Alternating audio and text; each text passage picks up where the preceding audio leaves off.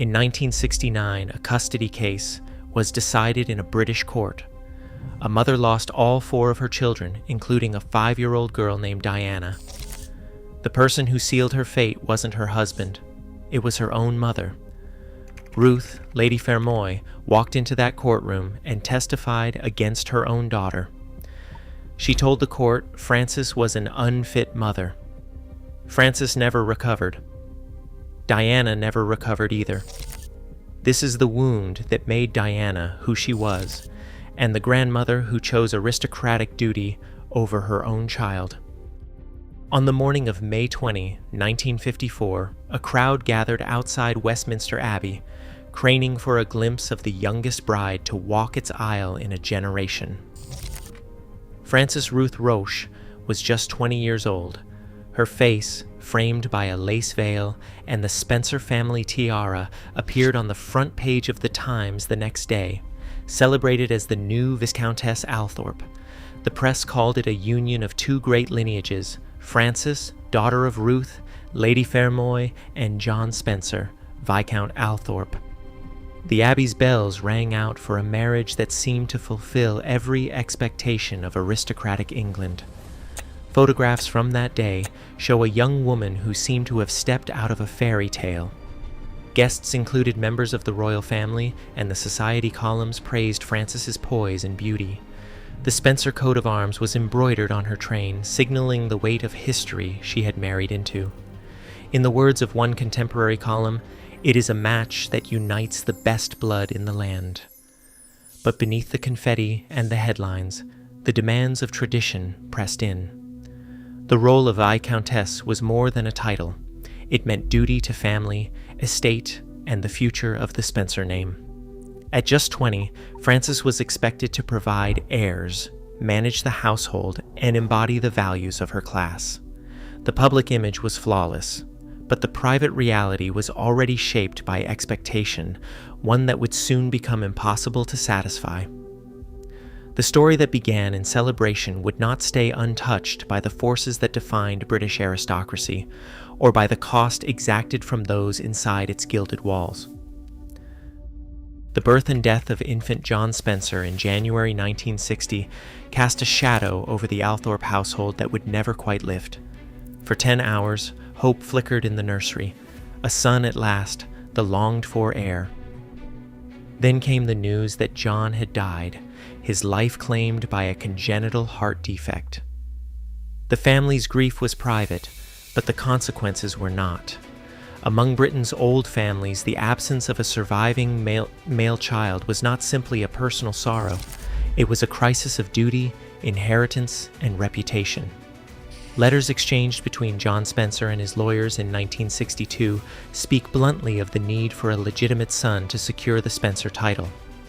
The language is cold, almost transactional. One letter reads, "The estate and all it represents must not fall into uncertainty." Frances, still in her 20s, became the focus of this anxiety. Medical specialists on Harley Street, London's elite corridor of private clinics, were consulted. According to contemporary accounts, Frances underwent a battery of fertility tests and treatments, describing later how she was prodded and poked in the hope of producing a healthy male heir. The pressure was relentless, extending far beyond the walls of Althorp.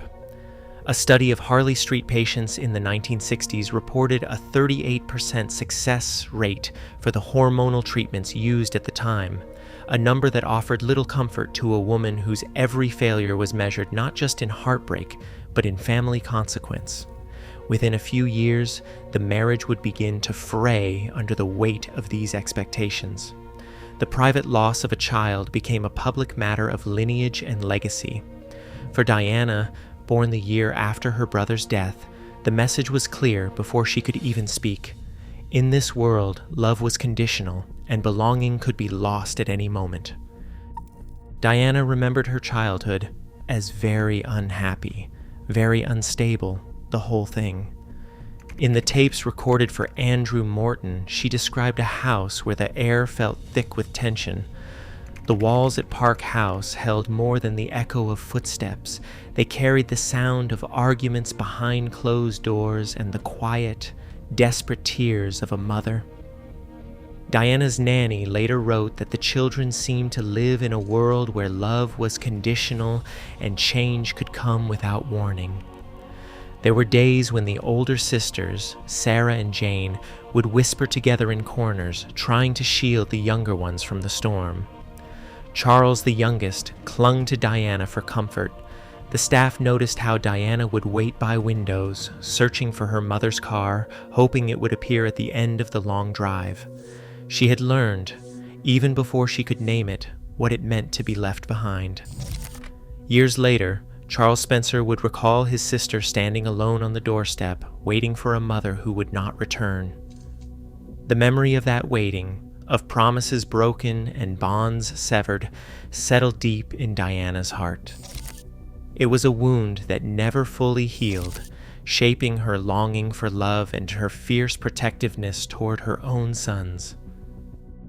Christmas 1967 did not bring comfort to the Spencer children. Frances had left Althorpe, taking Diana and Charles to London, hoping to build a new life away from the weight of the estate. But when the holidays arrived, Viscount Althorpe refused to return the children to their mother. Letters exchanged on December 24th show the cold formality of the moment. A solicitor's memo, brief and final, denying Frances access to her own children. The message was clear. The home she had tried to escape would now become a fortress, keeping her children inside and shutting her out. Peter Shand Kidd's name began to appear in the correspondence, not as a shadowy figure, but as the man Frances loved and the reason the family considered her unfit. The private rupture between husband and wife was now a public matter, laid bare in legal documents and the eyes of family lawyers. Frances, once the Viscountess celebrated in the newspapers, found herself cast as the outsider. The children, caught between two worlds, became the stakes in a battle that would soon move from the drawing rooms of Althorpe to the High Court in London. A mother's plea, written on Christmas Eve, went unanswered. The breach was no longer just between Frances and her husband. It was between a mother and the children she had carried, now held beyond her reach by the force of law and tradition. The lines were drawn, and the next move would be decided not by love, but by the judgment of strangers. On June 30th, 1969, the High Court in London fell silent as Justice Sir John Stokes prepared to deliver his verdict. The courtroom was heavy with the weight of family history and public expectation. At the heart of it all stood Ruth, Lady Fermoy, Frances's own mother, called to testify not for her daughter, but for the father. Lady Fermoy, a lady-in-waiting to the Queen Mother, spoke with the authority of her position and the cold clarity of conviction. She described Frances as having deserted her husband and children, calling her the bolter, a word that echoed through the press and the private corridors of aristocratic England. Her testimony insisted that Frances's life with Peter Shand Kidd threatened the moral upbringing of the children. The judge's ruling, recorded in the National Archives, stripped Frances of custody, granting all 4 children to Viscount Althorpe.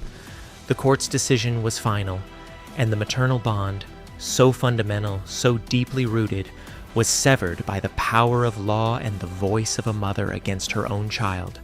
In that moment, the institution proved stronger than blood, and the echo of that judgment would shape Diana's life for decades to come. Diana stood on the doorstep, small and silent, waiting for a mother who would never come back. The house was quiet, but the ache of absence filled every corner.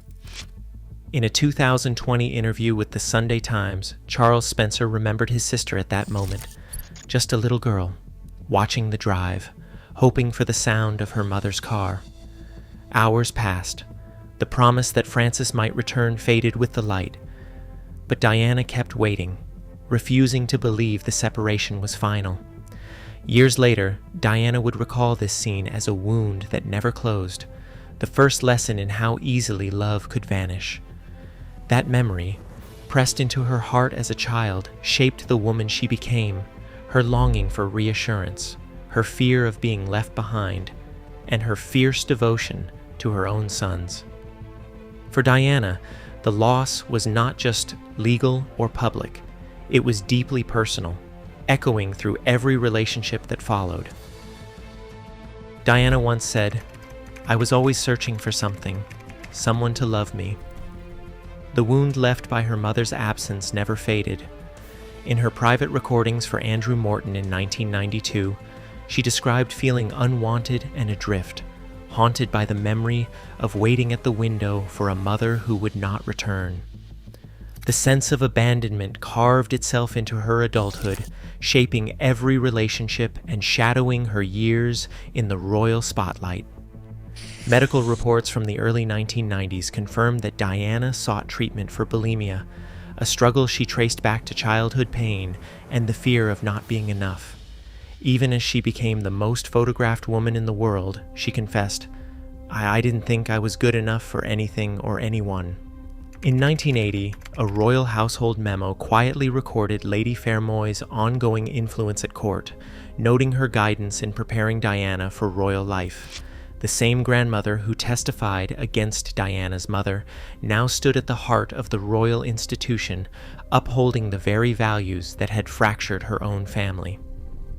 The cycle of duty and sacrifice persisted, echoing through generations, leaving Diana to fight for her sons with a determination born of loss. When the law severs a mother from her children, the wound echoes for generations. Diana called her childhood very unhappy, very unstable, the whole thing. Today, courts still decide families' fates, reminding us that the deeper bonds can be broken not by individuals, but by the systems we trust.